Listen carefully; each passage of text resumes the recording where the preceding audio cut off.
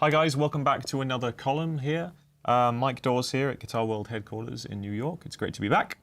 I want to talk to you today a little bit about a technique that's, I guess, colloquially known as lap tapping.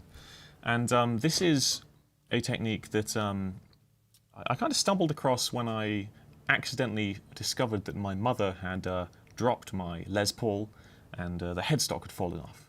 It's a little bit of a weird story. Basically, I was playing electric guitar when I was about 16, 17, and the headstock had fallen off. Thanks, Mum. It's okay, I still love you. What happened was the headstock was being glued back on, and as it was being glued back on, it was stuck on the dining room table like this. At the time, I was studying music from people like Pierre Bensusan in France, and I discovered dadgad tuning, which is a tuning that we've used a lot in these issues before. So I decided, as the guitar was here and it couldn't be moved and it was completely flat, I would tune the guitar to dadgad tuning. Okay? And what I discovered was that my perception of what a guitar is completely changed. Instead of seeing scale shapes and chord shapes and box shapes, I was looking at 6 pianos, all in a row. 6 chromatic lines, basically. And I discovered that I could get major and minor arpeggios just by tapping notes like this, without actually picking a tool, just hammering the root, the 5th, and the 3rd, or minor 3rd.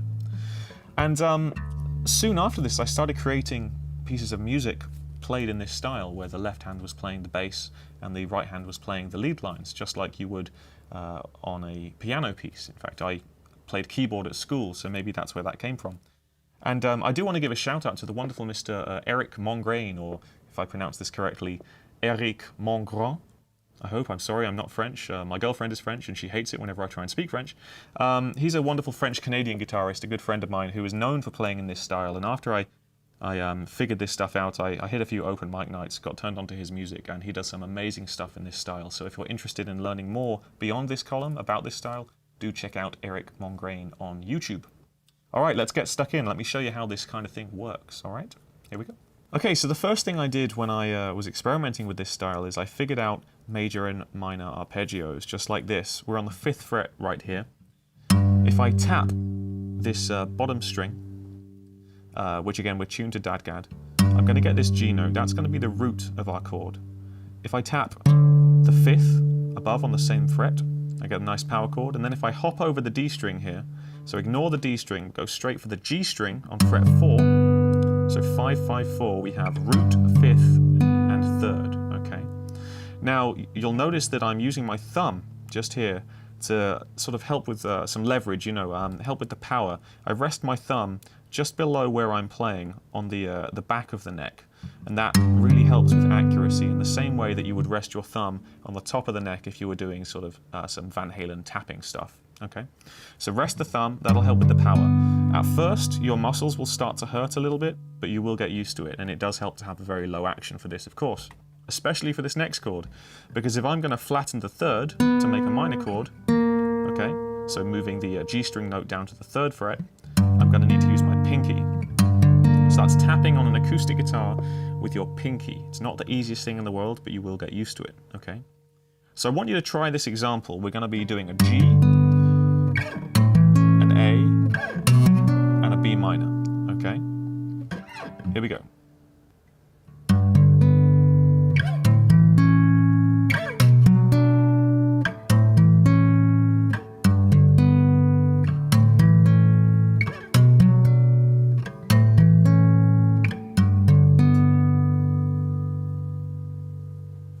Okay, so a nice little 3-chord sequence there, using 2 major chords and 1 minor chord.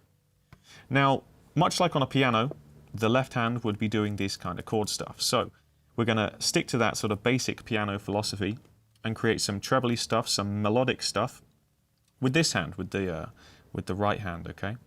And I'm going to be looking at harmonics. Now, a lot of you will be familiar with artificial harmonics, which is exactly what we're going to be doing here. I'm using my 1st finger to touch the 12th fret, and my 2nd finger is picking the harmonic, okay? For some of you, this will be a new technique. Just stick at it. You'll get used to it very quickly. Okay, so once you've practiced that and you've got the strength built up in your left hand, we're going to add in some harmonics with this hand.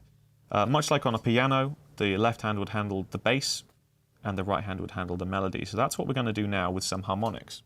We're going to pick some natural harmonics to begin with on the 12th fret, and that's done with this one-handed technique that will be familiar to some of you, but unfamiliar to others. We're going to place our first finger over the harmonic point on any of the strings, this example being the D string, and our second finger, nail, is going to pick the string. Okay, so you can pick any of these natural harmonics with one hand. Now, another style of attacking harmonics in this lap style, this sort of horizontal guitar style, I picked up from experimenting a little bit and chopping the guitar, just like this. Okay, you can actually strike with this sort of Buzz Lightyear karate chop action to get a very, very trebly, high attack kind of harmonic effect, okay? So that's what I'd like you to do for this next exercise. You're going to be karate chopping the 12th fret, top string, harmonic, and the same at 19, which of course is a mirror image of 7. Okay? So, here we go.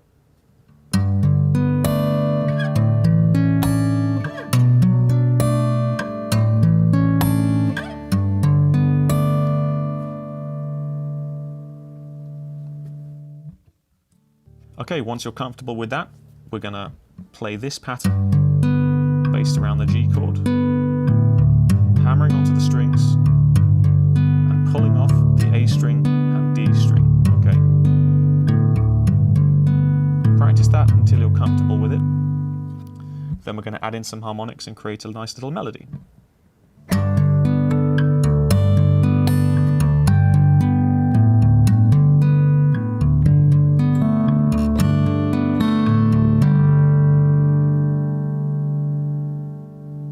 So what I was doing there was adding in some natural harmonics with one hand on the D and A strings. Remember, we're in Dadgad, so the second string is an A string.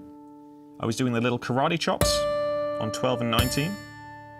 Then another natural harmonic. This one's over the fretboard, okay, on 24 on the G string. And then I was concluding the melody by jumping in and tapping this note here, okay, on the D string. Then I was repeating the same melody, but instead of harmonics, I was picking the open strings. Because even though we're flat, we can still pick the guitar as we would normally, but we can do it over any part of the guitar surface, okay? So combining all of these ideas gives you a lot of tools to write music in this style. And that's what we're going to look at right now. I'm going to show you a little musical exercise combining all of these techniques that hopefully you'll be able to learn, play, and enjoy. So here we go. 2, 3, 4.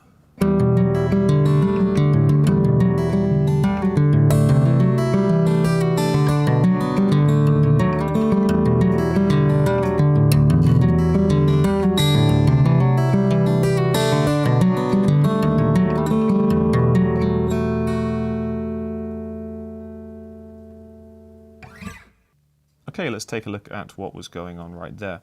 So, I start by hammering this sort of E minor 11 style shape, but I'm also picking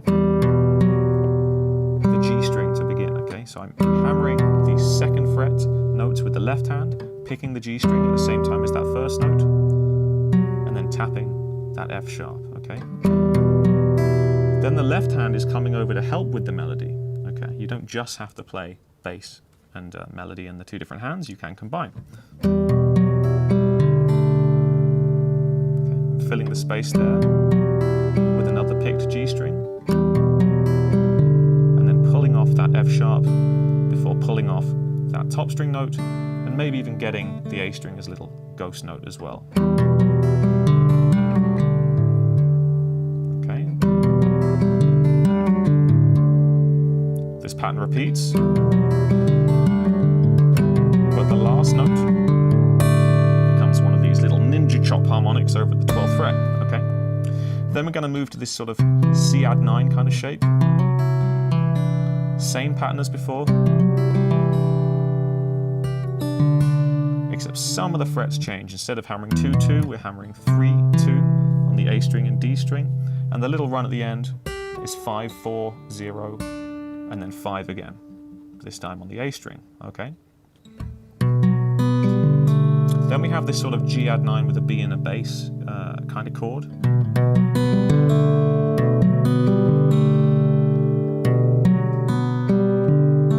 Pretty self-explanatory there, if you can see that okay. And then we finish with this very spooky sort of E flat with the tritone in there as well. Again, this is a technique you need to get used to within this, is picking the strings and tapping notes with the same finger. Okay. And that's the thing. The second time, we have a little variation where I've just been slapping the bottom string. You'll see that in the tab.